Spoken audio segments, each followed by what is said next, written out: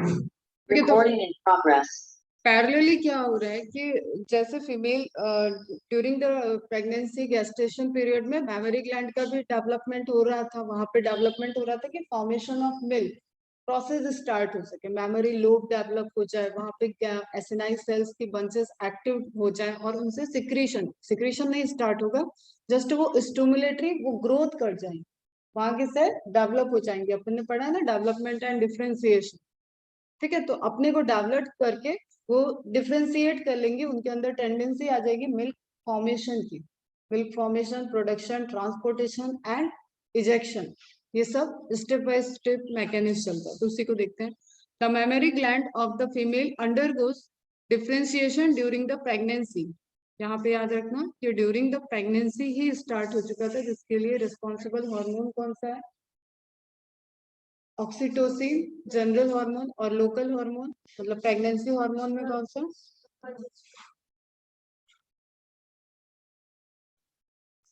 कल ही बताया, local hormone. हाँ बोलो, सही बोल रहे, HPL। ठीक है, लोकल हार्मोन मतलब प्रेगनेंसी होने के बाद जो हार्मोन प्रोड्यूस हो रहा है। ऑक्सीटोसिन तो हमेशा हो and starts producing milk towards the end of pregnancy. और ऑक्सीटोसिन मेनली नहीं होता है, मेनली होता है प्रोलैक्टिन। यहाँ पे गलती कर जाओगे, मेन होता है प्रोलैक्टिन जो फॉर्मेशन ऑफ मिल्क के लिए रिस्पॉन्सिबल है, ऑक्सीटोसिन इजेक्शन ऑफ मिल्क के लिए रिस्पॉन्सिबल। ओके, अभी आते हैं उस पे हार्मोन वाले। The end of pregnancy by the process of called lactation. Lactation direct short notes में बोर्ड के लिए भी इंपॉर्टेंट है और ऐसे तो इंपॉर्टेंट है। This helps the mother in feeding the newborn. The milk produced during the initial few days of lactation is called colostrum. अब इस मिल्क के लिए भी पहले बहुत सारा ऐसा था कि ये अच्छा नहीं होता, ये सही नहीं होता, तो लोग इसको अवॉइड करते थे, इवन फीमेल को ही अवॉइड करते थे कुछ दिन के लिए, उसको अलग रूम और सब कुछ मिल जाता था, ना उसके पास कोई जाता था ना कुछ। लेकिन एक्चुअली इन सब का मेडिसिनल वैल्यू था, क्योंकि उस वक्त फीमेल बहुत सेंसिटिव हो जाती है, उसकी बॉडी को इन्फेक्शन के चांसेस ज्यादा होते हैं, इसलिए सेपरेट किया जाता है। बट धीरे धीरे अलग अलग जगह पे अलग अलग तरीके से होने लगा, वो इसको सूतक की तरह, मतलब एक छुआछूत की तरह कि कुछ दिन के लिए इसको अलग रखना है, ऐसा बिहेव वहां पे किया जाता था। और ये जो इनिशियली मिल्क प्रोड्यूस होता है ये हल्का येलो डर्टी सा कलर होता है इसका, क्लियर? तो उसको नहीं दिया जाता था बेबी को। तो इस वजह से भी जो इनिशियली मोर्टेलिटी रेट था, फिटल मोर्टेलिटी रेट बोलते हैं, मतलब आफ्टर डिलीवरी कुछ दिन में ही बच्चे की डेथ हो जाना, उसको मोर्टेलिटी रेट बोलते हैं। तो उस केसेस में जो डेथ होती थी और चीजें रिपोर्टेड होती थी, उसके लिए ये बहुत इंपॉर्टेंट रोल प्ले करता है।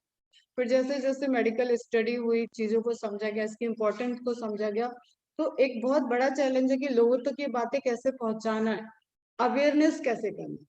ठीक है, आप साइंस में तो पता चल गया कि कोलेस्ट्रॉल में बहुत सारे एंटीबॉडीज हैं जो आप इस टाइम नहीं दे रहे हो, इसका इम्पैक्ट बच्चा आपका 20 साल का हो जाएगा तो भी दिखेगा, क्लियर? आपको नहीं पता है कि इसकी क्या इंपॉर्टेंस है, तो फिर अवेयर करना स्टार्ट होता है छोटे छोटे। अब हर जैसा टारगेट होता है कि ऑडियंस कैसा है, उसके अकॉर्डिंग कोई नुक्कड़ नाटक होता है, कोई छोटी सी फिल्म बना दी जाती है, रेडियो में एड आने लगते हैं। तो इस तरीके से एक एरा चला था जहाँ पे मदर मिल्क की इम्पोर्टेंस वाली चीजों को इनिशिएट किया गया था पब्लिकली कि नहीं, ये ये मिल्क बहुत इंपॉर्टेंट है, इसको देना ही चाहिए बच्चे।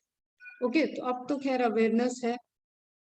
कोलेस्ट्रम बोलते हैं उसको, डायरेक्ट ये भी पूछा जाता है what is colostrum, which contains several antibodies, जिसमें इंपॉर्टेंट एंटीबॉडी है एक तुम्हारा IgA, एब्सोल्युटली इसेंशियल। देखो ये वर्ड ऐड हो गया NCERT में, या कह सकते हो एजुकेशन सिस्टम में, कि एब्सोल्युटली इसेंशियल है to develop resistance for the newborn babies. Okay, उसकी इम्यूनिटी को डेवलप करने के लिए ये बहुत ही इंपॉर्टेंट है। और इसी जैसी कई चीजें हैं जो अर्ली 5 ईयर्स में बच्चे के डेवलपमेंट में बहुत जरूरी है। लोग यहाँ पे कई लोग जैसे गांव साइड में, हम लोग पता नहीं कितना तुम लोग के साइड है, लेकिन हम लोग के साइड बहुत ज्यादा है, मतलब mother feed mother feed mother feed इसका बहुत चलता है। बच्चे को कुछ अनाज नहीं दिया जाएगा, कुछ खाना नहीं है, जब देखो तब बस बच्चा दूध पिएगा, माँ का दूध पिएगा, उसको सोचते कि जिस माँ ने जितना दूध पिला दिया ना उसका बच्चा उतना ताकतवर। ये हमारे यूपी बिहार साइड एकदम मेंटेलिटी। क्लियर।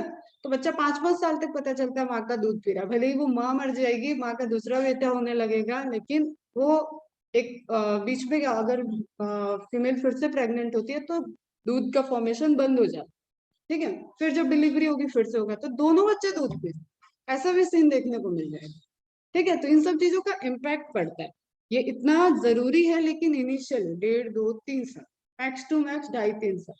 इसमें भी तो अब शहरों में तो बच्चे प्ले स्कूल में जाने लगे, ठीक है, 18 महीने में प्ले स्कूल में एडमिशन मिलता है, तो उतना कम भी नहीं देना चाहिए, मतलब 2 साल 2.5 साल। फिर मदर पे भी डिपेंडेंट है कि उसको कितना मिल्क प्रोड्यूस हो रहा है। ओके, तो ऑब्वियसली ये स्टार्टिंग में 6 मंथ में सिर्फ यही देना चाहिए, अगर मदर को प्रोड्यूस हो रहा है तो टू गुड है, अदरवाइज इसके भी केमिकल को स्टडी कर लिया गया है, वो भी मिल्क अवेलेबल है, 6 मंथ के पहले वाला भी मिल्क अवेलेबल है, जस्ट आफ्टर बर्थ कौन सा मिल्क देना है वो भी पाउडर के फॉर्म में अवेलेबल है। फिर एक अलग ग्रुप ऑफ फीमेल को रखा भी जाता है, उनसे मतलब उनका जो जैसे जैसे सपोज कि किसी फीमेल को बहुत बन रहा है, मिल्क प्रोडक्शन हो रहा है, उसकी भी डिलीवरी हुई है, उसका भी छोटा बच्चा है, बट इनिशियली उसको बहुत ज्यादा मिल्क, तो वो लोग ऐसी जगह पे कांटेक्ट भी करते हैं, तो उनके सक्शन पंप वगैरह से वहां से मिल्क को आइसोलेट किया जाता है और कुछ देर के लिए वो प्रिजर्व होता है, उसको रखा जाता है। फिर उन्हें पता होता है, उनसे कांटेक्ट में लोग रहते हैं जिनको एक्चुअली नेचुरल मिल्क प्रोड्यूस नहीं हो रहा है, तो उनको भी सप्लाई दिया जाता है। इस तरीके से भी चीजें होती हैं। Breastfeeding during the initial period of infant growth is recommended by doctors for bringing up a healthy baby. Okay, जितना से इम्पोर्टेंस है यहाँ पे तुम्हारा कोलेस्ट्रॉल एंटीबॉडी रिच है, एंटीबॉडी में डायरेक्ट पूछा जाएगा, सारे एंटीबॉडीज होते हैं लेकिन मैक्सिमम कौन सा अमाउंट है, तो आईजीए को आपको प्रेफरेंस देना, आईजीएम नहीं होगा, आईजीई नहीं होगा, ये इनिशियली इन्फेक्शन के लिए, इन्फेक्शन से बॉडी में बनता है, तो ये नहीं होंगे, जी होगा, ए होगा, ऑप्शन में क्वेश्चन में मिल जाएगा तुम्हें, उसमें ए और जी में तुम्हें चूज करना होगा, ए को प्रेफरेंस दो, ए जी बोथ पूछ लिया है तो बोथ इज करेक्ट।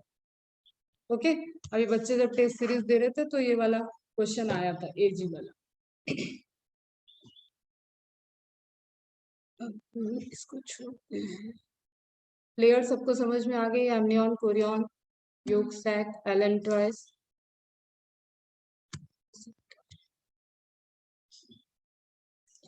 अच्छा, एक इमेज दिखानी थी तुमको।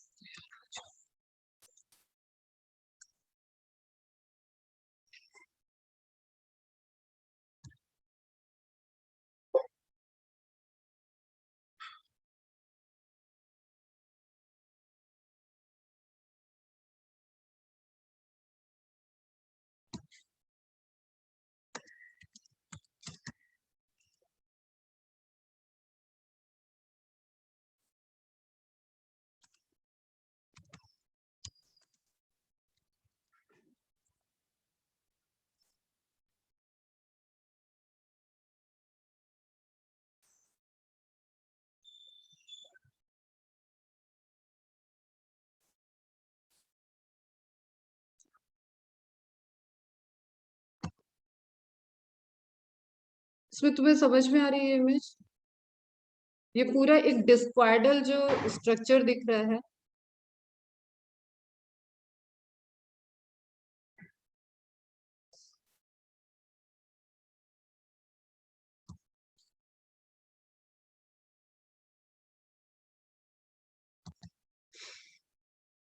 ये स्ट्रक्चर दिख रहा है, दिस इज द डेसिडुआ, जिसके डिलीवर होने की बात कर रहे थे हम, कि जस्ट बेबी डिलीवरी के बाद ये पूरा स्ट्रक्चर जो इस ड्यूरेशन में तुमने देखा, कोरोनिक विलाई, यूट्राइन लेयर, पूरा यूट्राइन लेयर ने कवर किया during the development of fetus, जिसने न्यूट्रिशन सप्लाई सब कुछ मेंटेन करके रखा।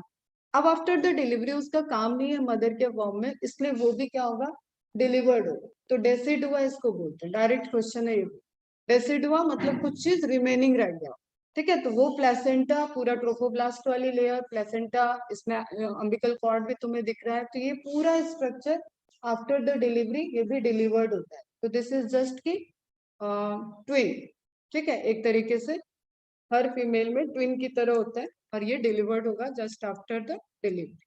और जो तुम बोल रही थी वो भी करेक्ट है, अगर ये नेचुरल नॉर्मल डिलीवरी में ये डिलीवर नहीं होगा तो ऑब्वियसली उस केस में क्या होगा, इसके लिए ऑपरेट करना पड़ेगा, लेकिन उस ऑपरेट में बहुत रेयर चांसेस है कि वो फ्रंटल सिजेरियन करके ऑपरेट करे, वो क्योंकि वहाँ बेबी नहीं है ना, तो फिर वो वेजाइनल कैनाल से इसको ऑपरेट कर लेते, छोटे छोटे टुकड़े इसमें करके, उसके बाद उसको इजैकुलेट कर लेते। सकिंग मेथड द्वारा पंप होते छोटे छोटे, वो आप पाइप जैसा आप समझ लो, रॉड जैसा, वो पूरा वेजाइनल कैनाल से यूट्रस में ट्रांसपोर्ट करेंगे और वहां से ये इसके रिमेनिंग पोर्शन को निकाल लिया जाएगा, और ये सब दिखता है स्क्रीन, उनको पता होता है वो किस टिश्यू को कर रहे हैं। क्लियर है? तो ये डेसिडुआ टर्म भी याद रखें। Placenta is temporally endocrine structure which partially derived from maternal and embryonic tissue. Clear है ये तो अपने को समझ में आ रहा है? All viviparous में except subclass Prototheria, Metatheria अभी नहीं बात करते, इसको छोड़ो। Decidua ये सिर्फ देख लो,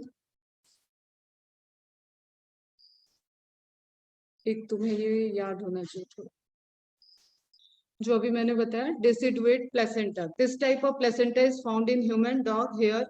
It is characterized by with a very close association between chorionic villi and uterine wall. जो सारा आपका इंटरडिजिटेड स्ट्रक्चर बन रहा था और वो डेवलप हो रहा था। All the time of birth, at the time of birth, the mucosal covering of the uterus is also damaged and discarded outside. ठीक है, तो इस तरीके का प्लेसेंटा, प्लेसेंटा के भी टाइप्स है, उतना आपको पढ़ना नहीं है, तो जस्ट ह्यूमन में क्या है वो आप ध्यान रखोगे। This results in an extensive bleeding at the child birth. This placenta is known as true placenta. यही ट्रू प्लेसेंटा होता है और ये ह्यूमन की भी कैरेक्टरिस्टिक्स है। फिर एक चीज और याद रखो, डिस्क्वाइडल, ये स्ट्रक्चर जो अभी आपने देखा इमेज, इस इमेज में आपको दिख रहा है, ये पूरा डिस्क शेप का स्ट्रक्चर है ना। अच्छा यहाँ तो चलेगा ये, ओके, ये यूम्बिकल कॉर्ड दिख रहा है आपको, इससे पूरा ये प्लेसेंटा वाला एक अटैचमेंट देख रहे हो, उसमें कितनी हाई सप्लाई है, वेस्कुलर सप्लाई है, तो ऑब्वियसली वो जब डिलीवर्ड होगा तो एक्सटेंसिव ब्लीडिंग होती ही होती है। ओके बच्चा, क्लियर? तो discoidal placenta on the basis of distribution of villi, ये टर्म याद रखना है बस, ये और ये, और ये वाला on the basis of intimacy, किस तरीके से वो फॉर्मेशन है और किस तरीके से वो प्रेजेंट रहेगा, उसके बेसिस पे रहता है। ट्रू प्लेसेंटा पूछता है, ह्यूमन का ही है, डेसिडुएट बोलते हैं, डेसिडुआ उस पूरे पोर्शन को बोलते हैं, और इस मेथड से फॉर्म्ड हुए प्लेसेंटा को डेसिडुएट प्लेसेंटा बोलते हैं। याद रहेगी ये दो बातें, इतना ही इंपॉर्टेंट है तुम्हारा। अब आते हैं हार्मोन वाले पोर्शन पे, this is very very very important. अब देख लो, तुम यहाँ पे करोगे गलती जो इस बार भी होने के चांसेस हाई थे, बच्चों ने की भी है। ये क्वेश्चन आया है एनसीईआरटी में, सिर्फ ओवरी लिखा है, ओके, ये चार्ट उन्हें भी पढ़ा है, जिसको याद था उसने किया, जो सिर्फ एनसीईआरटी पे रह गए लास्ट में वो कंफ्यूज हो गए, मैम अर्ली स्टेज कब तक का, अर्ली स्टेज, लेट स्टेज, कौन सा आंसर होगा। ठीक है, तो आपको ध्यान देना है, HCG human chorionic gonadotropin hormone, ये आपको for the confirmation of pregnancy, उसके टेस्ट के लिए भी क्वेश्चन याद रखना है। एचसीजी, रिलैक्सिन, एचसीएच या एचपीएल और सीआरएच, ये सारे ऐसे हार्मोन हैं जो एट द टाइम ऑफ, मतलब आफ्टर प्रेगनेंसी ही रिलीज हो। ओके बेटा, रिलैक्सिन पहले भी रिलीज होगा, कहाँ से रिलीज हो रहा था, कॉर्पस ल्यूटियम से। ओके, याद आ रहा है? तो human chorionic gonadotropin hormone corpus luteum पे भी वर्क करा। अब देखो ये हार्मोन क्या किया है इसने, इनिशियली देखो कॉर्पस ल्यूटियम तो इतने अमाउंट में ही प्रोजेस्टेरॉन सिक्रीट कर रहा होगा ना कि एक एंडोमेट्रियम की लेयर बनी रहे, हर महीने वो सिक्रीट हो रहा है, हर मंथली साइकिल में वो उतना ही सिक्रीट हो रहा है। तो at the time of pregnancy जब इम्प्लांटेशन हो रहा है तो सबसे पहले तो उस लेवल को बढ़ाना होगा कि इस साइकिल में प्रेगनेंसी हो चुकी है। ठीक है, तो कार्पस ल्यूटियम को मेंटेन करना पड़ेगा, उसके लिए लोकल हार्मोन वहां पे सिक्रीट करके रिस्पॉन्सिबिलिटी ले लेंगे।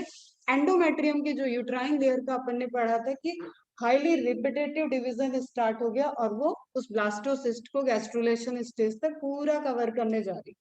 ठीक है, तो उस ड्यूरेशन ऑफ एंडोमेट्रियम वहां पे फॉर्मेशन ऑफ जो एचसीजी हो गया वो इसको रेगुलेट भी करेगा, मतलब कॉर्पस ल्यूटियम के भी प्रोजेस्टेरॉन एस्ट्रोजन के सिंथेसिस को बढ़ाएगा और यहाँ पे भी वो एंडोमेट्रियम के लेयर को मेंटेन करता है। तो डायरेक्ट क्वेश्चन है कि एचसीजी इनिशियली किस हार्मोन की तरह, किस हार्मोन के एनालॉजी वर्क करता है? Answer is progesterone. समझ में आई बात? एचसीजी बिहेव कर रहा है प्रोजेस्टेरॉन वाले फंक्शन को, प्रोजेस्टेरॉन वाले फंक्शन को मतलब एंडोमेट्रियम के लेयर को मेंटेन करने के लिए फॉर्म हुआ। ओके, और कहाँ वर्क कर गया? कॉर्पस ल्यूटियम पे वर्क कर गया। क्यों? क्योंकि उसको प्रोजेस्टेरॉन की सिंथेसिस अब बढ़ा के रखनी है। अब अगले 9 महीने के लिए वो फिक्स हो गया है, वहां पे कॉर्पस ल्यूटियम एल्बिकेन्स में कन्वर्ट नहीं होगा और ये सिंथेसिस प्रॉपर चलती रहेगी। Is it clear? प्रोजेस्टेरॉन और estrogen as a resultant synthesis हुआ और एसएजी खुद भी प्रोजेस्टेरॉन की तरह वर्क करता है। Maintain endometrium of uterus during pregnancy, help prepare mammary gland for lactation, prepare mother's body for pregnancy. अब देखो यहाँ पे तुम कंफ्यूज हो जाओगे, ये इसका भी काम है, ये इसका भी काम है, कॉम्बिनेशन सारे दिखने हैं, लेकिन प्रायोरिटी किसको देना है? एचपीएल को देना है। क्लियर? रिलैक्सिन कॉर्पस ल्यूटियम से भी रिलीज हो रहा था, अब यहाँ पे आपको मिल रहा है प्लेसेंटा से भी रिलीज हो रहा है, सॉरी प्रोजेस्टेरॉन तो कॉर्पस ल्यूटियम से भी रिलैक्सिन आ रहा था, मतलब ओवरी वाला पॉइंट करेक्ट है। ठीक है, ओवरी वाला पॉइंट करेक्ट है, लेकिन लोकल प्लेसेंटा से भी रिलैक्सिन का फॉर्मेशन हो रहा है और इसका काम main after the completion of gestation period. ठीक है, क्यों? क्योंकि उसको अब उस सरफेस को, उस पेल्विक एरिया को रिलैक्स करना है, प्यूबिक सिंथेसिस को रिलैक्स करना है, वहां से बर्थ कैनाल का इनलार्जमेंट करना। ओके बेटा, क्लियर है? सारे मस्कुलर्स को रिलैक्स करना है, ये सारा मेन काम रिलैक्सिन का होता है। It increases flexibility of pubic symphysis, ये इंपॉर्टेंट पॉइंट है बेटा। अब ये इसका प्राइमरी फंक्शन है। Okay, help dilate uterine cervix during labour, delivery के टाइम यूटेराइन सर्विक्स को डायलेट करेगा, क्योंकि वही पहला प्लेस है, वहां पे जो स्फिंक्टर्स है उनको डायलेट करेगा ताकि ओपनिंग स्टार्ट हो और बर्थ कैनाल पूरा रिलैक्स हो। तो ऐसा जैसे आपको एसोफेगस का मूवमेंट याद हो, पेरिस्टाल्सिस मूवमेंट की तरह। ठीक है, तो जैसे जैसे फूड आ रहा था वैसे वैसे वो ओपन होता जा रहा था, उसी तरीके से जैसे जैसे बेबी आगे की तरफ बढ़ेगा, बॉडी एरिया रिलैक्स रहेगा तो वो वाइडन होता जाएगा। क्लियर है? देन है एचपीएल आपका, या उसके लिए एक टर्म और है, मैंने उस दिन भी बोला था, इसमें गैप नहीं। ठीक है, सोमैटो मेमोट्रोफिन, सोमैटो मेमोट्रोफिन, मेमो वर्ड को इसमें बस पकड़े रहो तो याद रहेगा, मेमो मेमोरी ग्लैंड से। एल वाले में लैक्टोजन को पढ़ो, लैक्टोजन मिल्क शुगर है, मिल्क में फॉर्म होती है, मिल्क में प्रेजेंट होती है, तो ऑब्वियसली ये कहाँ पे रहेगी? मेमोरी ग्लैंड से रहेगी। तो इस हार्मोन से कोई कंफ्यूजन नहीं, और इसका किसी के साथ लेना देना भी दिख रहा है ना, प्रोजेस्टेरॉन से इसका कोई मतलब नहीं, एस्ट्रोजन के फंक्शन से कोई मतलब नहीं है, कहीं मिक्स नहीं हो रहा है। सिर्फ यहाँ पे आपको ध्यान रखना है कि एससीजी भी मेमोरी ग्लैंड के डेवलपमेंट में रोल प्ले करता है, प्रोजेस्टेरॉन भी रोल प्ले करता है।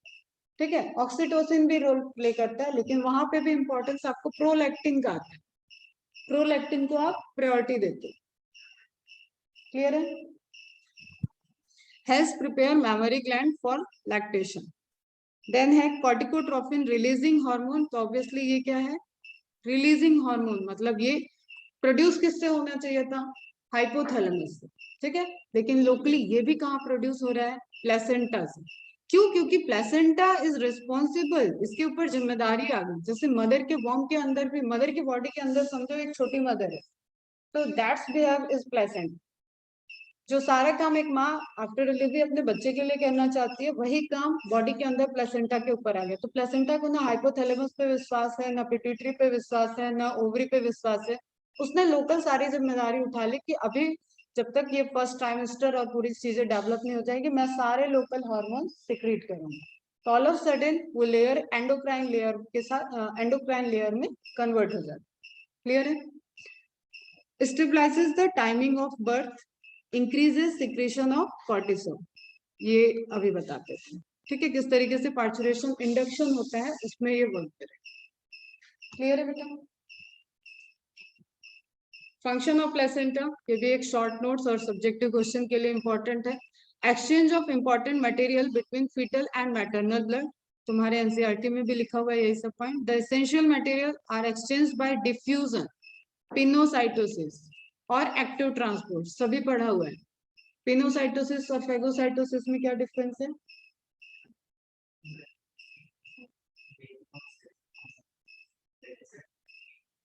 ठीक है, कुछ ईट हो रहा है, इसको सॉलिड मटेरियल आ रहा है तो फेगोसाइटोसिस, कुछ लिक्विड मटेरियल है तो पिनोसाइटोसिस।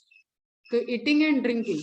और एक्टिव ट्रांसपोर्ट पता है, जब एनर्जी को यूज करके ट्रांसपोर्टेशन होगा तो एक्टिव ट्रांसपोर्ट, तो या तो सिंपल डिफ्यूजन हो जाए, पिनोसाइटोसिस हो जाए, एक्टिव ट्रांसपोर्ट, क्योंकि एक्सचेंज ऑफ मटेरियल हो रहा है ना, तो एक्सचेंज ऑफ मटेरियल जहाँ पे भी आया, क्योंकि लिविंग सेल्स है, एनिमल सेल है, तो ऑब्वियसली यहाँ पे प्लाज्मा मेम्ब्रेन के थ्रू हो रहा होगा।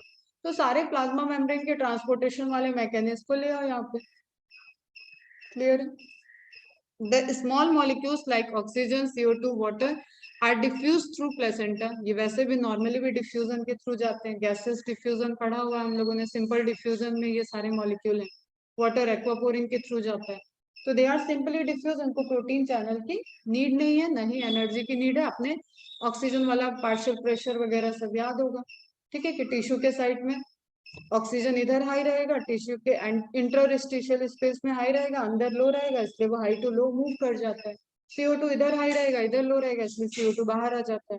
तो एवरीथिंग वो पूरा टेबल है रेस्पिरेशन में, वो ध्यान रखिए। The nutritional substance are supplied to embryo from the mother through the placenta. Placenta also serves as a respiratory medium, क्योंकि गैसेस एक्सचेंज हो रहे हैं। ओके, बेबी का लंग्स नहीं वहां पे अभी फंक्शनिंग, बेबी के लंग्स का भी जो फंक्शन एक टाइम के बाद स्टार्ट हो। ओके, तब तक भी उसको, उसकी भी तो लिविंग सेल है, सब सेलुलर रेस्पिरेशन करेंगे। तो सेलुलर सेल के बनते ही, माइटोकॉन्ड्रिया के बनते ही वो तो सेलुलर रेस्पिरेशन उनको चाहिए, ऑक्सीजन चाहिए। तो ऑक्सीजन कहाँ से आ रहा है? मदर के रेस्पिरेटरी सिस्टम से ही आ रहा है। इसलिए प्लेसेंटा कैसे वर्क कर रहा है? रेस्पिरेटरी मीडियम की तरह भी वर्क कर रहा है। Between embryo and mother, the nitrogenous, अब CO2 obviously बेबी से मदर की तरफ जाएगा, और ऑक्सीजन किधर जाएगा? मदर से बेबी की तरफ। The nitrogenous or metabolic wastes again from fetus are released into the blood of mother by diffusion through the placenta. Okay, फिर बाकी सिस्टम वैसे, मदर एक्सेल कर रही है तो वो बेबी के CO2 को भी एक्सेल करती है। ओके, मदर इनहेल कर रही है तो वो बेबी तक भी CO2 ऑक्सीजन को पहुंचा रही है। मदर यूरिनेट कर रही है तो उसमें बेबी का भी एक्सक्रीटरी मटेरियल यूरिनेट हो रहा है। क्लियर है सब? The antibodies from measles, chicken pox, polio. अब ये एक इम्पोर्टेंट पॉइंट है, इसलिए कुछ प्रेगनेंसी के टाइम में भी वैक्सीनेशन वगैरह की प्रोसेस होती है। मदर के भी वैक्सीनेशन चलते हैं, मदर का भी रिकॉर्ड रखा जाता है कि उसको क्या क्या दिया गया। The antibody for measles, chickenpox, polio present in the blood of mother reach the embryo through the placenta. Okay, और एक नेचुरल एंटीबॉडी जो क्रॉस करता है प्लेसेंटा को, दैट इज IgG। इसके पास प्रॉपर्टी होती है क्रॉस द प्लेसेंटा, मदर की ब्लड से फीटस में चला जाता है। If a female takes some harmful chemical, ये इंपॉर्टेंट है बेटा, क्वेश्चन आया हुआ है, टेरोडोजन का नाम आया है, ठीक है, एंड थैलिडोमाइड का भी नाम आया हुआ है। टेरोडोजन ये कैसा है? जैसे कि कोई नॉर्मली तुमने ग्लाइकोडिन सिरप सुना है ना, ग्लाइकोडिन खांसी का एक सिरप है, कोरेक्स खांसी का एक सिरप है। तो ये सब सिरप हम लोग ऐसे जनरल केसेस में चलते हैं और यूज कर लिया, कोई प्रिस्क्रिप्शन की नीड नहीं है। लेकिन ड्यूरिंग प्रेगनेंसी अगर ये सिरप ले लिया मदर ने तो वो हार्म करता है। तो फीवर भी है, खांसी भी है, whatever, there is certain cases, mother को थायराइड है तो उसका अलग ट्रीटमेंट चलेगा ड्यूरिंग द प्रेगनेंसी, उसके टैबलेट्स अलग होंगे। नॉर्मल जो फीमेल है वो प्रेग्नेंट है, उसके कंपेयर में जो थायराइड फीमेल है उसकी पूरी मेडिसिन लगभग अलग है, ठीक है, उसकी मेटाबॉलिज्म अलग चल रही है, उसके रिक्वायरमेंट अलग है, इसके रिक्वायरमेंट अलग है। तो एक सिंपल सा एग्जांपल है कि कभी कभी क्या होता है फीमेल, और ये भी बहुत, तो गांव में तो खैर कौन ही दवा खा रहा है, लेकिन अभी के केसेस में भी रिपोर्टेड होता है कि कुछ गलत मेडिसिन हो गई। जैसे गांव साइड में अब इतना कौन ध्यान दे रहा है कि थायराइड टेस्ट करा लो, और सारे पता ही नहीं है कि उसको थायराइड है और वो प्रेग्नेंट हो चुकी है। तो कुछ ऐसे मेडिसिन ले लेती है मदर, जो कि डॉक्टर को लगता है उसने नॉर्मल मेडिसिन दी है, लेकिन उसका इम्पैक्ट ये होता है कि फीटस के डेवलपमेंट में इम्पैक्ट पड़ जाता है। एंड 3-4 मंथ में जिस भी टाइम उसने लिया है, अगर कंटिन्यू उसने इस तरीके की या कोई एंटीबायोटिक ले लिया है, तो जो फीटस है, जो तुम्हें मैंने कल 1 mm 2 mm का फीटस दिखाया, वो हमारी बॉडी के लिए एंटीजन की तरह, that is like a foreign material. और आपने अगर उस ड्यूरेशन में कोई एंटीबायोटिक खा लिया, यू डोंट नो कि वो फीमेल नहीं जानती है कि वो प्रेग्नेंट है, और उसने किसी और वजह से एंटीबायोटिक खा लिया, नॉर्मल डेज में जैसे खाते थे उस तरीके की एंटीबायोटिक से भी क्या होता है, फीटल डेवलपमेंट रिटार्डेड हो जाता है। ओके, तो हार्ट बन चुका था, तो उसके अंदर हार्ट बीट आ गई थी, लेकिन अब क्योंकि वो रिटार्ड हो गया तो फीमेल को ऑब्वियसली पेन होगा, तो वो डिटेक्ट होगा तो वहां पे कहानी खत्म हो चुकी है।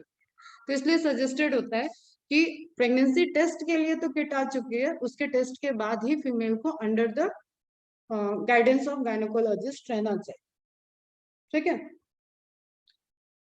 इनसे कुछ नहीं होता है, इनसे सिर्फ फर्टिलिटी रेट, मतलब एक तरीके से मोर्टेलिटी रेट कम होती है, चांसेस कम होता है कि अब अंडर द ऑब्जर्वेशन है सारे टेस्ट, क्योंकि पहले इतने टेस्ट भी नहीं थे, अब बहुत सारे टेस्ट हैं।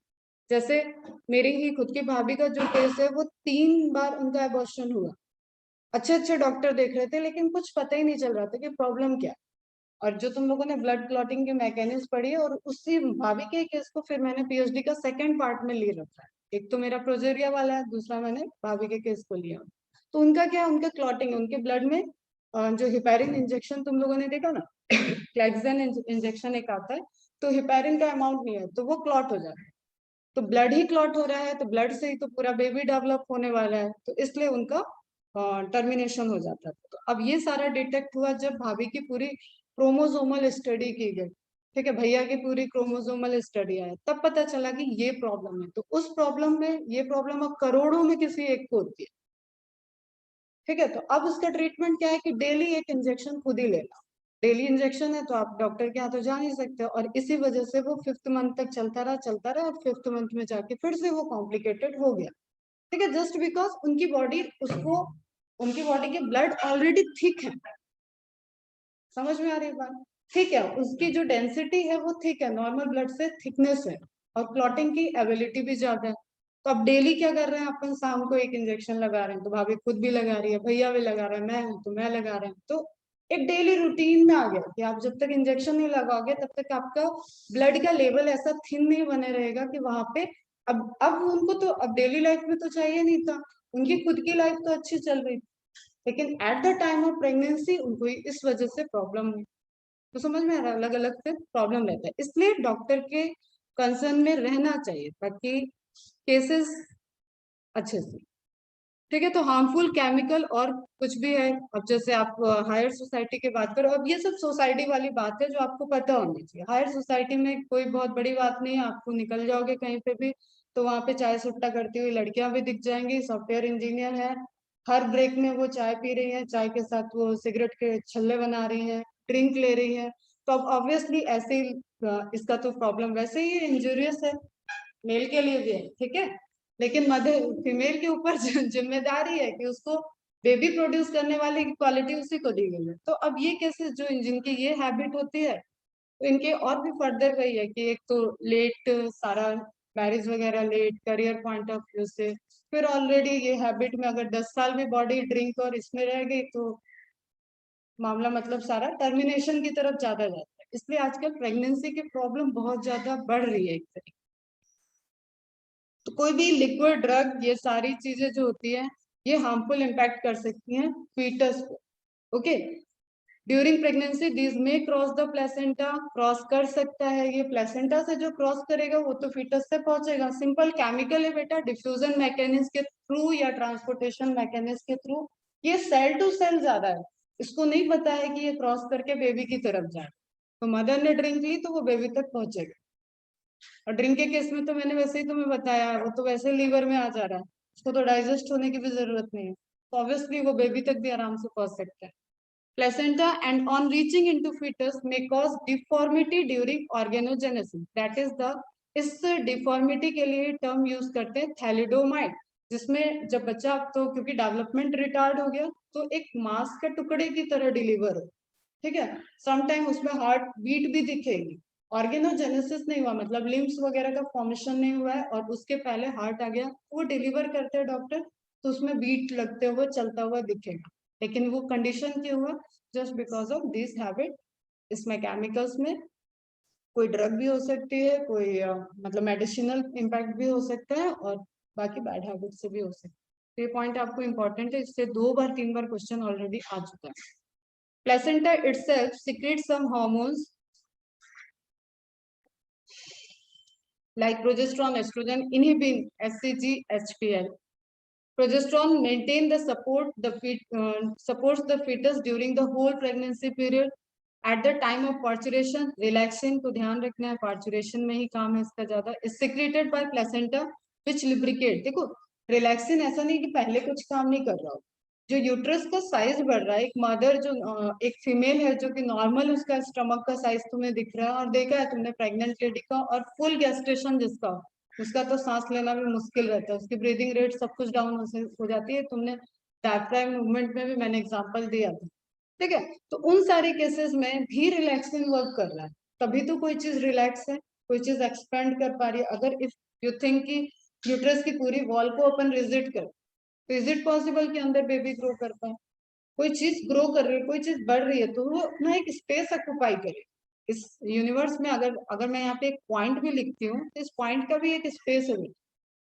ठीक है, तो उसी तरीके से वो तो बेबी है, तो उसको स्पेस चाहिए, तो रिलैक्सिन वहां पे भी वर्क कर रहा है. लेकिन मेन वर्क आपको कहाँ चाहिए? At the time of parturition, delivery के टाइम वो पूरा एरिया डायलेट रहे.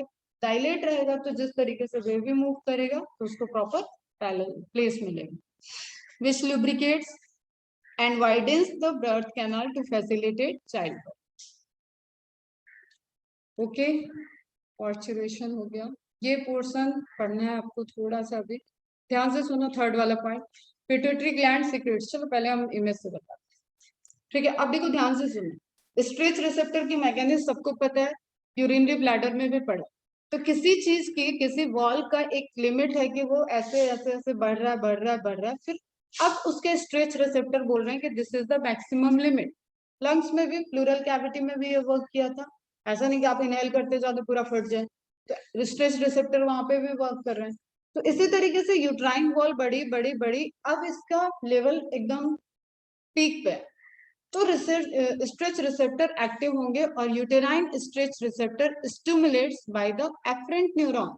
एफरेंट न्यूरॉन जो सिग्नल लेके जाने वाले. ओके, एफरेंट न्यूरॉन ने सिग्नल दिया, अगेन वही हाइपोथैलेमस, पिट्यूटरी ग्लैंड यही है हमारे पास. तो मैटरनल हाइपोथैलेमस को सिक्रीट करने के लिए सिग्नल गया. ठीक है, तो न्यूरो एंडोक्राइनोलॉजी आया था ना, न्यूरो एंडोक्राइन सिस्टम पार्चुरेशन के टाइम में वर्क करता है. तो न्यूरो सिस्टम पहले वर्क किया, स्ट्रेस रिसेप्टर वाला. और न्यूरो सिस्टम कहाँ वर्क कर रहा है? इसके अंदर स्ट्रेस. कल मैंने दोनों टर्म दिया था, स्ट्रेच एंड स्ट्रेस. जब स्ट्रेच और पहला कॉन्ट्रेक्शन आएगा तो बेबी, तो उस पर भी तो स्ट्रेस आ रहा है कि ये क्या हुआ है, क्या हमें दबाया क्यों जा. ठीक है, ऑब्वियसली वो सोच नहीं पा रहा है, लेकिन उस पर स्ट्रेस आएगा ना, उसकी भी तो मैकेनिज्म है बेटा, उसके अंदर भी ब्रेन आ चुका है. ओके, तो स्ट्रेस की वजह से इसका भी अपना हाइपोथैलेमस है बेटा. हाइपोथैलेमस क्या रिलीज किया? ACTH. What is the full form of ACTH?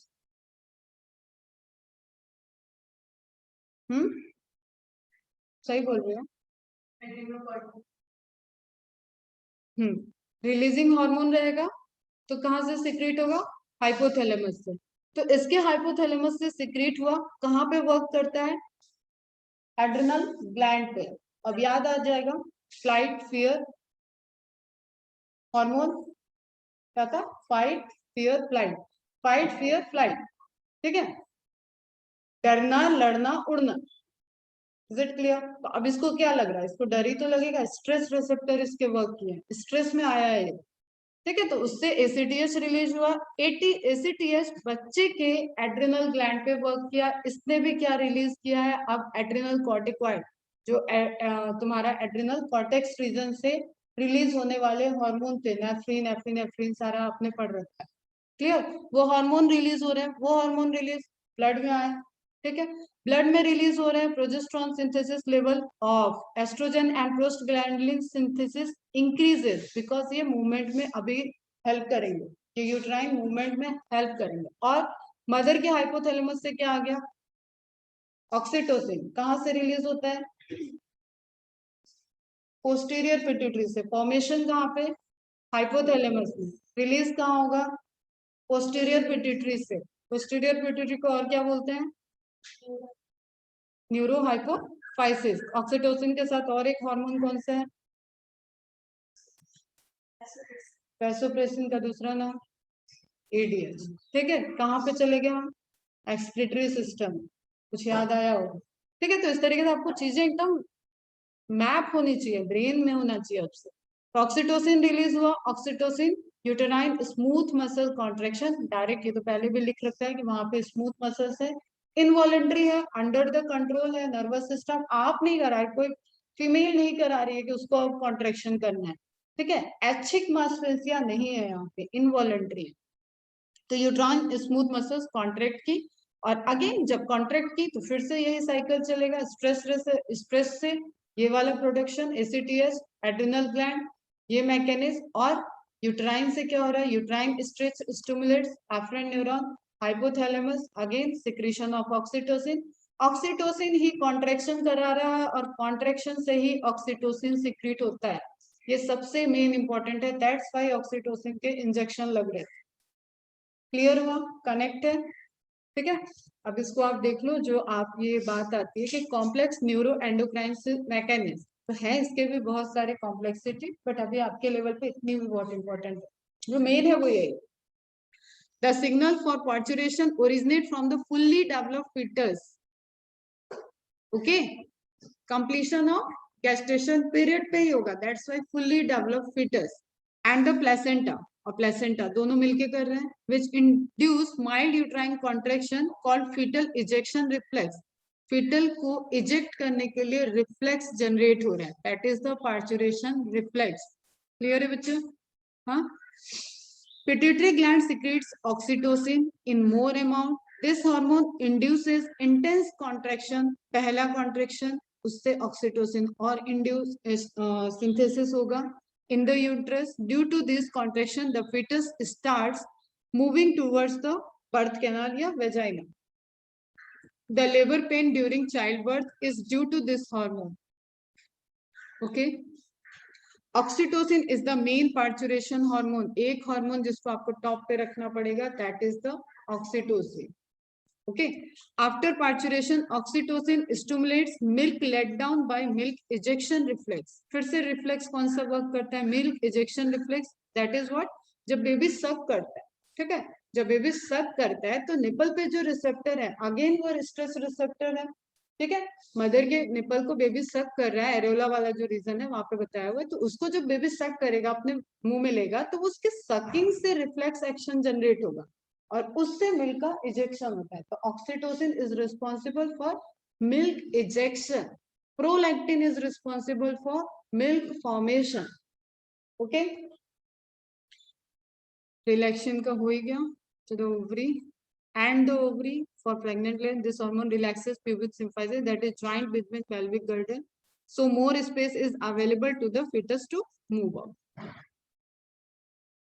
Okay. Cycle समझ में आ गई है, हार्मोन के फंक्शन समझ में आ रहे हैं। अब ये आपका कहीं से भी ले लो, अगर फर्स्ट आप स्ट्रेच से लेना ज्यादा अच्छा लगता है मेरे, stretch of cervix causes nerve impulse to be send to brain, brain stimulate posterior pituitary to release oxytocin, क्योंकि स्ट्रेच रिसेप्टर आपको नेचुरली समझ में आ रहा है, ठीक है, पूरा गेस्टेशन पीरियड कंप्लीट हो गया है, तो ये पॉइंट आप ऐसे ले सकते हो कि हाँ सबसे पहला काम स्ट्रेच रिसेप्टर का हुआ हो, क्योंकि ऑक्सीटोसिन तो यूट्राइन कॉन्ट्रैक्शन से ही रिलीज हो रहा है, ठीक है, तो पहला स्ट्रेस रिसेप्टर से ले लेते हैं अपन, brain stimulate posterior pituitary to release oxytocin, oxytocin causes smooth muscles lining the uterus to contract and baby pushes against the cervix और वेजाइना और बर्थ कैनाल, एक ही बात है, causing it to stretch, okay.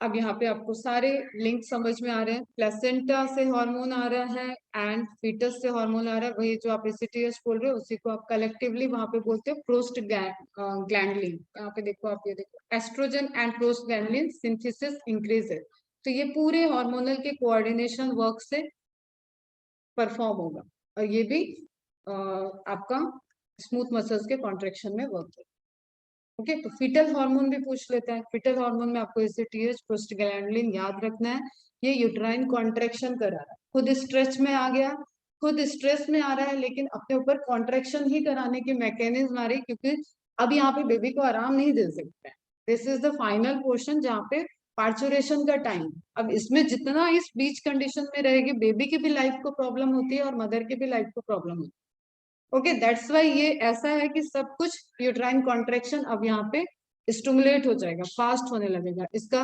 Regular time interval होता है, वो time interval कम होता जाएगा, और उस रेगुलर टाइम इंटरवल में ये रिपीटेशन आने लगता है। और कितने टाइम में आ रहा है, that is the indicative for the doctor कि दिस इज द टाइम कि पार्चुरेशन कराया जाए। ओके, तो पिट्यूटरी से ऑक्सीटोसिन इंपॉर्टेंट है। एस्ट्रियोल मतलब प्रोजेस्टेरॉन, एस्ट्रोजन को कलेक्टिवली आप बोलते हो, प्रमोट कर रहा है ऑक्सीटोसिन सिंथेसिस को एंड क्या अभी इनहिबिशन वाला रुक जाओ, प्रोजेस्टेरॉन यूट्राइन कॉन्ट्रैक्शन, फीटस प्रोस्टग्लैंडिन, ठीक है। और यही सब जब तक इजैकुलेशन, जब तक ये पार्चुरेशन का काम नहीं आ रहा है, तो इन सभी चीजों को इनहिबिट करने में भी रोल प्ले कर। ओके, तो कुछ हार्मोन का work during the end of the gestation period बदल जाता।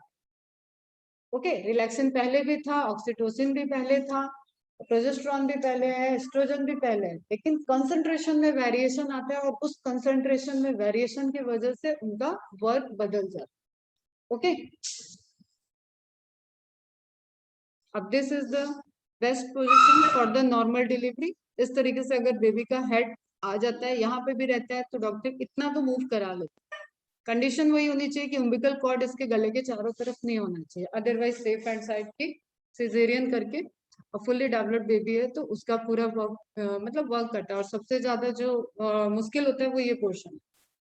ओके, और ये सब तुम लोगों को एक डमी प्रेगनेंसी प्रैक्टिस करना पड़ेगा, डिलीवरी प्रैक्टिस करना पड़ेगा, ठीक है। उसमें डमी पूरा वेजाइनल कैनाल तुम्हें प्रैक्टिकल में मिलेगा और बर्थ कैनाल मिलेगा, और उसमें किस पोजीशन में कैसे कराएंगे तो वो आपको ड्यूरिंग वाइवा जो आपके एग्जाम होते हैं ना उसमें करके आपको दिखाना हो। समझ में आ रही बात? ये हो गया डेवलपमेंट वाला आपका।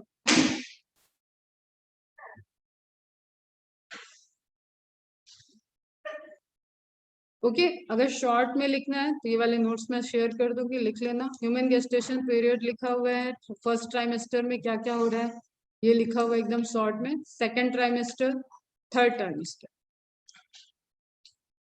ओके, बर्थ स्टेज 1, यहाँ पे तुम्हें हार्मोन का एक मिल जाएगा पूरा। जैसे स्टेज थर्ड वाला देखो, uterus continues to contract to loosen the placental membrane thereby expelling it, जो डेसिडुआ वाला एक्सपेल होगा, ठीक है, तो वो भी एक्सपेल होगा। umbilical cord is tied and cut, ये आफ्टर डिलीवरी क्या लिखा हुआ है कि umbilical cord को भी कट किया जाता है ऑपरेशन के बाद, वो फिर धीरे धीरे कुछ दिन में बच्चे के से शेड ऑफ हो जाता है और उसी को स्टोर किया जाता है as a source of stem cell, फिर स्टोर भी किया जाता है। तो ये आई थिंक अभी पूरा कंप्लीट हो गया है, चैप्टर पैकअप है एकदम। यहाँ से क्वेश्चन सॉल्व कर लो। Mesoderm, ectoderm, endoderm, that is the additional point. Types of egg, वो भी एडिशनल पॉइंट है। ये पूरा आपका जब कोर्स कंप्लीट हो जाएगा तो एक लेक्चर लगेगा, उसमें जस्ट दे देंगे तुम लोग को इंट्रो। अभी क्लियर है सर? फिर धीरे धीरे अभी यही सारी चीजें क्या होता है कि मदर रिकवर कर जाती है, नॉर्मल डिलीवरी में जल्दी रिकवर करती है, एंड सिजेरियन में क्योंकि उसके कट हैं, स्टिचेस हैं, उसमें उसको टाइम लगता है। एक ये चार्ट लिख लेना तुम लोगों ने। और तुम लोग organ and body system formation, यहाँ पे मैंने बस ऐसे हिंट दे दिया है, फॉर्मेशन की मैकेनिज्म नहीं है, लेकिन डायरेक्ट आपको थोड़ा सा आइडिया होना चाहिए मेसोडर्म लेयर से क्या बन रहा है, एक्टोडर्म लेयर से क्या बन रहा है। कहाँ से स्टार्ट किए थे अपन? जाइगोट से, जाइगोट के बाद मोरुला, मोरुला के बाद ब्लास्टुला, ब्लास्टुला के बाद कुछ नहीं, ठीक है। तो ब्लास्टुला में आपने देखा था ट्रोफोब्लास्ट लेयर और इनर सेल मास आ गया था। इनर सेल मास के पास अपन गए तो एपीब्लास्ट और हाइपोब्लास्ट है। ओके, हाइपोब्लास्ट योग साइड, एपीब्लास्ट एम्ब्रियो प्रॉपर। अगर आपसे कोई पूछता है कि प्रॉपर एम्ब्रियो कहाँ पे डेवलप होगा, that is the epiblast. Epiblast से डेवलपमेंट हो रहा है प्रॉपर एम्ब्रियो, 3 लेयर, फिर से वही बात है, एक्टोडर्म, एंडोडर्म, मेसोडर्म, ठीक है। एपीब्लास्ट से ही एमनियोटिक कैविटी डेवलप हुई है। ब्लास्टोसिस और आउटर सेल मास जो था वो प्लेसेंटा के साथ यूट्राइन डिजिटेशन किया और प्लेसेंटा का फॉर्मेशन किया। पैटर्नल सेल और आउटर सेल मास ये दोनों मिलके एकदम short and simple flow chart ले लोगे, लिख लोगे तो क्लियर है। इससे ज्यादा बहुत कॉम्प्लेक्स अभी करने का नीड नहीं है। टेराटोजन उस नोट्स में भी था, ये भी नोट कर लोगे। Chemical that causes abnormal development in embryo और फीटस, एग्जांपल थैलिडोमाइड ड्रग का एग्जांपल है। और ऐसे कंडीशन में मैंने वहां पे बताया बेबी की डेथ हो जाएगी, बेबी वहां पे डेवलपमेंट रुक जाएगा और कुछ केसेस में डेथ नहीं होती है लेकिन डेवलपमेंट रुक गया तो उसको अवॉइड करना पड़ेगा। और इस सब का इंडिकेटिव आ जाता है जब एक रेगुलर इंटरवल पे अल्ट्रासाउंड होता रहता है, डॉक्टर बुलाती रहती है, तो उसमें ये सब डिटेक्ट हो जाता है। CRH, this is again important है, कॉर्टिकोट्रोपिन रिलीजिंग हार्मोन, जो वहां पे लिखा हुआ था प्लेसेंटल हार्मोन में, तो ये एक इंपॉर्टेंट पॉइंट है, नोट कर लेना। अब बॉडी को कैसे पता चल रहा है कि उसका गेस्टेशन पीरियड कंप्लीट हो गया, ये सारी प्रोसेस चलना है, तो इसके लिए जो मेन इंपॉर्टेंट हार्मोन है that is corticotropin releasing hormone. Corticotropin releasing hormone का अगर लेवल हायर साइड चला गया है नॉर्मल, ठीक है, नॉर्मल है तो 9 मंथ के गेस्टेशन के बाद ये सारी प्रोसेस स्ट्रेच रिसेप्टर और ACTH इन सब का सिक्रीशन, सारा रिफ्लेक्स एक्शन जनरेट हो जाएगा नॉर्मली, जिसको बोलते हैं कि हाँ लिवर पेन स्टार्ट हो। ओके, नॉर्मल नहीं है तो या तो हायर होगा या तो दो पॉसिबिलिटी है, या तो हायर साइड होगा या तो लोअर साइड होगा। तो नॉर्मल केस में अगर बेबी प्रीमेच्योर बर्थ हो रहा है, ठीक है, एक तो हो गया कि बेबी की कंडीशन ऐसे है कि सिजेरियन करना पड़ गया, मदर की कंडीशन ऐसी है कि सिजेरियन करना पड़ गया, लेकिन किसी को लेबर पेन ही बिफोर 9 मंथ इंड्यूस हो गया, 8th मंथ में ही इंड्यूस हो गया, तो उसका रीजन क्या होता है कि CRH कॉर्टिकोट्रोपिन रिलीजिंग हार्मोन जो फीटस इंड्यूस कर रहा था, प्लेसेंटा से रिलीज हो रहा था, उस हार्मोन का फॉर्मेशन लेवल से हायर साइड है। ओके, ऐसा समझो ना कि 9 मंथ पे नॉर्मल है तो लो तो इसके पहले ही रहा होगा, समझ में आ रही है बात? 9 मंथ में नॉर्मल स्टेज है तो लो पहले रहा होगा, तो हाई हो गया तो 9 से पहले चला जाएगा प्रीमेच्योर बर्थ। अगर ये लो है तो गेस्टेशन पीरियड क्रॉस हो जाएगा लेकिन फिर भी लेबर पॉइंट नहीं होगा, तो उस केस में फिर से डॉक्टर के पास जाओ, वो इन सब चीजों को इंडक्स कराएगी, तो डॉक्टर वेट करते हैं 1 वीक, ठीक है, नहीं हो रहा है फिर भी मदर को कोई ऐसा लेबर पेन नहीं इंड्यूस हो रहा है, देन अगेन यही सारे हार्मोन इनको इंजेक्ट कर दिया जाएगा, मेडिसिन दिया जाएगा, क्योंकि बेबी डेवलप हो गया है तो उसको इंजेक्टेबल इंड्यूसिबल लेबर पेन दिया जाएगा और उससे पार्चुरेशन की प्रोसेस। तो higher side premature birth and lower side होगा तो birth after the due date बोलते हैं एक्सपेक्टेड डिलीवरी डेट, ठीक है। Act as a biological clock, this is the question that calculate the timing of pregnancy and birth, ठीक है, इसका concentration calculate करेगा, डिफाइन करेगा कि what is the timing of parturition induction. तो CRH आपको इस चार्ट में भी था यहाँ, ओके क्लियर है? यहाँ पे जो लिखा हुआ है increase secretion of cortisol stabilises the timing of birth, that is the biological clock of gestation period, trimester third trimester भी कंप्लीट हो चुका है, वो ये डिफाइन करेगा, और लेवल ऑलरेडी ज्यादा है तो प्रीमेच्योर बर्थ, लेवल कम है तो टाइम कंप्लीट हो जाएगा लेकिन इंडक्शन नहीं होगा, तो उस केस में दोनों ही केस में डॉक्टर फिट। तो हार्मोन वाला पूरा क्लियर है सब एकदम, ठीक है, कोई कंफ्यूजन नहीं होना चाहिए बेटा कि हार्मोन कौन कहाँ से जा रहा है।